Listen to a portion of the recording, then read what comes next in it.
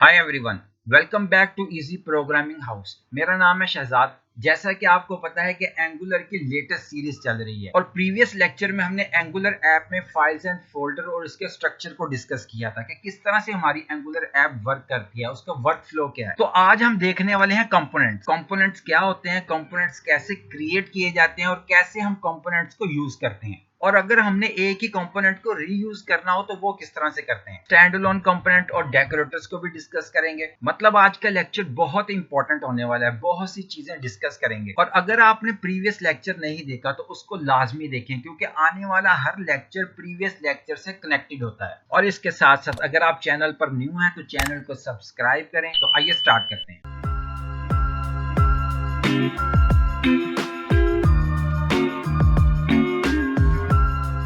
तो सबसे पहले कंपोनेंट की बात करते हैं कि कंपोनेंट क्या है। जब भी हम एंगुलर ऐप क्रिएट करते हैं या कोई वेब एप्लीकेशन बनाते हैं तो उस वेबसाइट में, उस वेब एप्लीकेशन में हमारे पास डिफरेंट पोर्शंस होते हैं। जैसे यहाँ पर हमारे पास एक हेडर का पोर्शन है जिसमें लेफ्ट साइड पे हमारे पास लोगो डिस्प्ले हो रहा है और राइट साइड पे हमारे पास नेव बार डिस्प्ले हो रही है। तो इसी तरह हमारे पास साइड बार का पोर्शन है जिसमें हमारा साइड बार का कंटेंट डिस्प्ले हो रहा है। और अगर हमने अपना मेन कंटेंट डिस्प्ले करवाना हो तो उसके लिए हमारे पास एक अलग से पोर्शन होता है जिसमें हम अपना मेन कंटेंट डिस्प्ले करवाते हैं। और इसी तरह हमारी वेब एप्लीकेशन में फुटर का पोर्शन होगा जिसमें हम अपनी फुटर की इंफॉर्मेशन, फुटर का कंटेंट डिस्प्ले करवाएंगे। यहाँ पर जो आपको सेपरेट पोर्शन नजर आ रहे हैं, जैसे हमारे पास हेडर का एक पोर्शन है, इसी तरह हमारे पास साइड बार का एक पोर्शन है। अगर हमने मेन कंटेंट डिस्प्ले करवाना तो उसके लिए हमारे पास एक सेपरेट पोर्शन है। और अगर हमने फुटर की इंफॉर्मेशन, फुटर का कंटेंट डिस्प्ले करवाना तो उसके लिए हमारे पास एक सेपरेट पोर्शन है। दरअसल अगर हम एंगुलर ऐप की बात करें तो एंगुलर ऐप में हम इन सब सेपरेट पोर्शंस के लिए सेपरेट कंपोनेंट क्रिएट करेंगे। जैसे हमारे पास यहाँ पर हेडर का पोर्शन है तो इसके लिए एंगुलर ऐप में हम हेडर का कंपोनेंट क्रिएट करेंगे। और अगर हमने साइड बार क्रिएट करनी है तो साइड बार को डिस्प्ले करवाने के लिए हम साइड बार का कंपोनेंट क्रिएट करेंगे। इसी तरह मेन कंटेंट डिस्प्ले करवाने के लिए इसका एक सेपरेट कंपोनेंट क्रिएट करेंगे।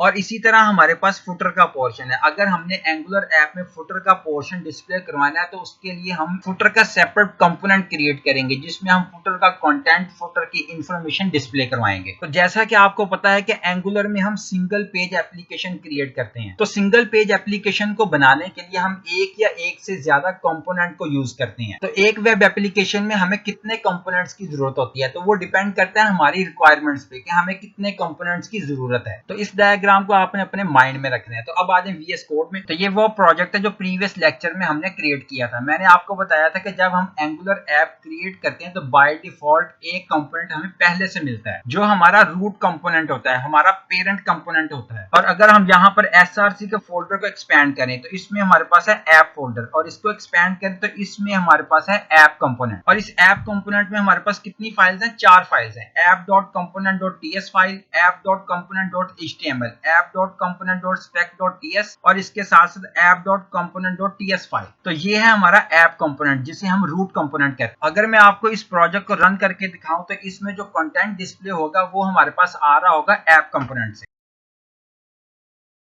तो यहाँ पर आपको जितना भी कंटेंट डिस्प्ले हो रहा है इसमें HTML भी यूज हो रही है, CSS भी यूज हो रही है। तो जब मैंने आपको ऐप कंपोनेंट दिखाया था तो उसमें हमारे पास 4 फाइल्स थी, VS कोड में है। तो यहाँ पर देखें हमारे पास ऐप कंपोनेंट की 4 फाइल्स हैं। एक CSS की है जिसमें हम अपनी CSS डिफाइन करेंगे, और इसके साथ यहाँ पर हमारे पास HTML की फाइल है जिसमें हम अपना HTML लिखेंगे। और इसके नीचे हमारे पास है spec.ts, ये हमारे पास टेस्टिंग के लिए यूज होती है। और यहाँ पर हमारे पास है app.component.ts फाइल, इसमें हम अपनी लॉजिक्स डिफाइन करेंगे। और अगर यहाँ पर मैं HTML की फाइल को ओपन करूं और यहाँ से मैं ये सारे कोड को सिलेक्ट करके रिमूव कर दूं और यहाँ पर हम देंगे राउटर आउटलेट। और अब अगर हम फाइल को सेव करें और ब्राउजर में आए तो यहाँ पर देखें हमारे पास तमाम कंटेंट जो है वो रिमूव हो गया, जो कि हमारे रूट कंपोनेंट मतलब ऐप कंपोनेंट से आ रहा है। तो वापिस आ जाए VS कोड में। तो यहाँ पर मैंने आपको बताया था कि फर्स्ट हमारे पास फाइल है CSS की, सेकेंड हमारे पास है HTML, और थर्ड जो हमारे पास है spec.ts, ये हमारे पास टेस्टिंग के लिए, और फोर्थ हमारे पास है app.component.ts फाइल,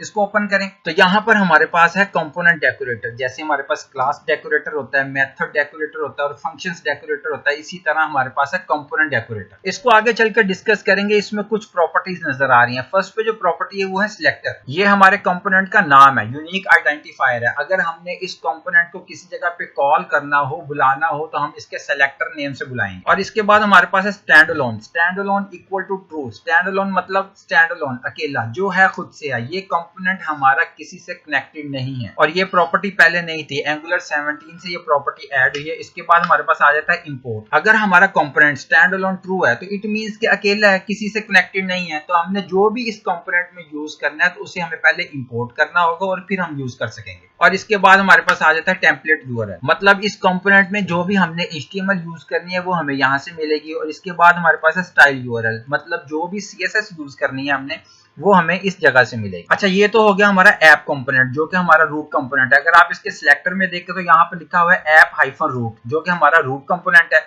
अगर हमने अपना खुद से कोई कस्टम कंपोनेंट क्रिएट करना हो तो वो किस तरह से करेंगे। यहाँ पर कस्टम कंपोनेंट क्रिएट करने के लिए हम एंगुलर CLI का यूज करेंगे। तो उसके लिए आप कमांड टाइप करेंगे ng जनरेट, और क्या जनरेट करना है, कंपोनेंट। और कंपोनेंट हम एक सेपरेट फोल्डर में क्रिएट करेंगे। तो फोल्डर का नाम रखेंगे कंपोनेंट। ये हमारे फोल्डर का नाम आ गया। तो इसके बाद आपने कंपोनेंट का नेम देना है और कंपोनेंट का हम नाम रखेंगे कॉन्टैक्ट फॉर्म। और जैसे ही आप एंटर प्रेस करेंगे तो हमारा कंपोनेंट क्रिएट हो जाएगा।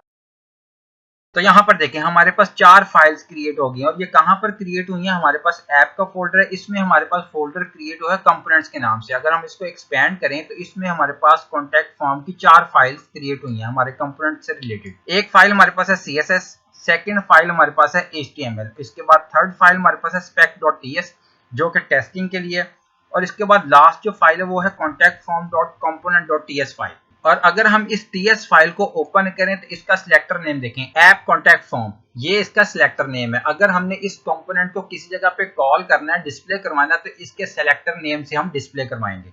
तो हम इसके सिलेक्टर नेम को कॉपी करते हैं और अपने ऐप कंपोनेंट जो कि हमारा रूट कंपोनेंट है इसमें हम डिस्प्ले करवाते हैं। तो यहाँ पर हमारे पास आ रहा है राउटर आउटलेट, इसको आप यहाँ से रिमूव करते हैं और यहाँ पर हम एक H1 का टैग लेते हैं और इसमें लिखेंगे वेलकम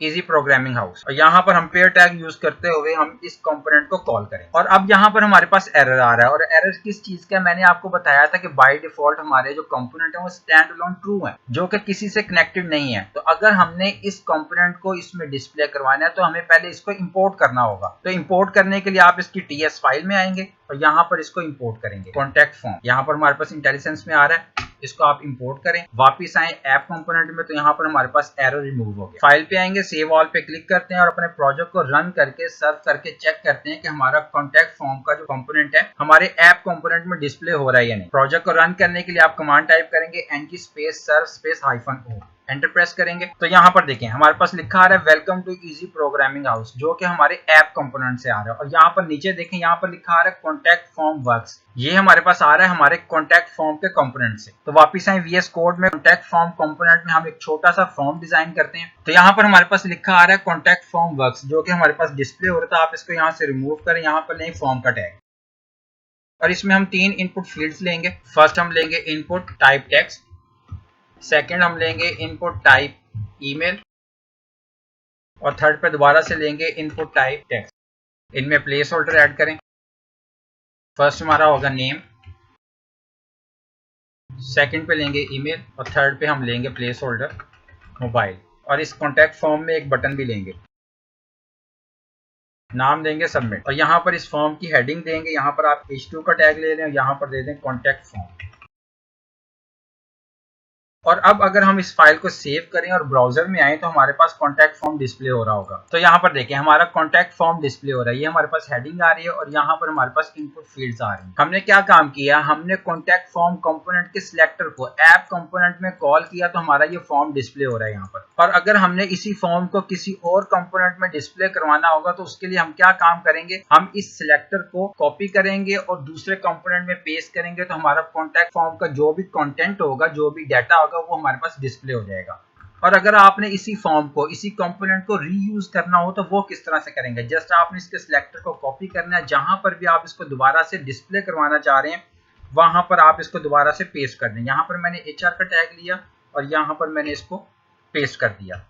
यहाँ पर एक BR भी ले लेते हैं इससे हमें क्या फायदा होगा, हमें कॉन्टैक्ट फॉर्म बार बार नहीं बनाना पड़ेगा। हमने एक दफा बना दिया एक कंपोनेंट में, हम उसके सिलेक्टर को कॉपी करते जाएंगे और पेस्ट करते जाएंगे, तो हमारा कंपोनेंट जो है, हमारा फॉर्म जो है वो डिस्प्ले होता जाएगा। फाइल को सेव करते हैं और ब्राउजर में देखते हैं तो हमारे पास कॉन्टैक्ट फॉर्म 2 टाइम डिस्प्ले हो रहा हो। तो यहाँ पर देखें हमारा कंपोनेंट 2 दफा डिस्प्ले हो रहा है, क्योंकि हमने कंपोनेंट के सिलेक्टर को 2 दफा कॉल किया है। तो ये था हमारा आज का लेक्चर, जिसमें हमने देखा कि कंपोनेंट क्या है, किस तरह से कंपोनेंट को क्रिएट किया जाता है और कैसे हम कंपोनेंट को दूसरे कंपोनेंट में कॉल करते हैं, और अगर हमने एक ही कंपोनेंट को रीयूज करना हो तो वो हम किस तरह से करते हैं। तो मिलते हैं नेक्स्ट वीडियो में, अपना ख्याल रखिएगा। अल्लाह।